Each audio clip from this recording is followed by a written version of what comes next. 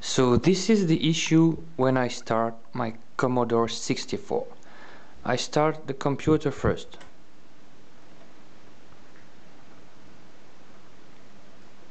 It works, okay? Then I start the disk floppy disk reader. Okay, I got the green line, I hear noise, okay. Then I put LOAD.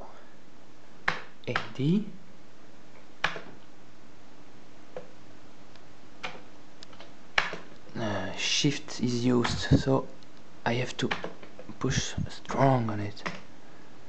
Commodore. So look, this is the good one.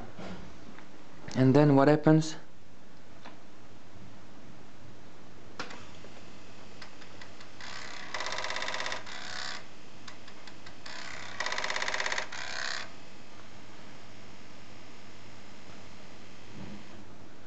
Any idea? Someone can help me? Thank you.